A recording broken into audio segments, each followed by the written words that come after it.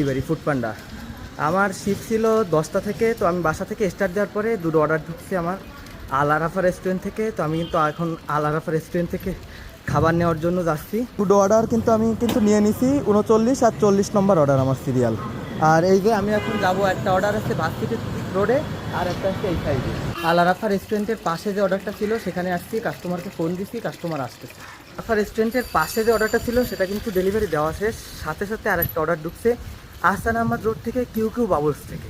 আমার হাতে ভার্সিটি রোডের যে অর্ডারটা সেটা কিন্তু এখনও আছে, কোম্পানি কিন্তু উল্টো সাইডের একটা অর্ডার ঢুকাইছে।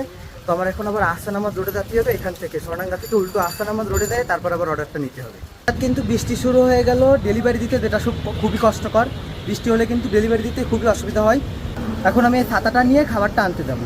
কিউ কিউ বাবলস থেকে কিন্তু এই যে খাবারটা নিয়ে নিছি, আর এই হচ্ছে আমি বৃষ্টিতে হালকা ভিজেও গেছিলাম। আর হাতে কিন্তু মোট 2টা খাবার আছে, এই খাবার 2টা নিয়ে এখন যাইতে হবে ভার্সিটির রোডের পাশে।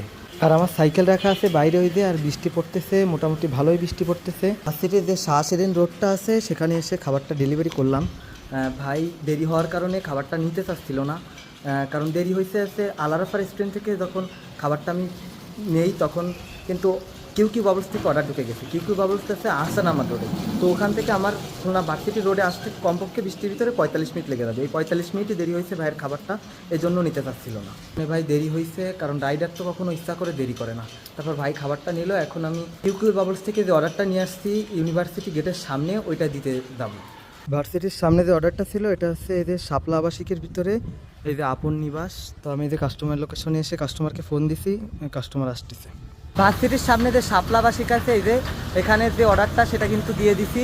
তো 3 নম্বর অর্ডার কিন্তু আমার দেওয়া শেষ হলো, এখনও অর্ডার ঢুকি নাই। 2 ঘন্টা সময় শেষ হতে এখনও কিছুটা সময় বাকি আছে।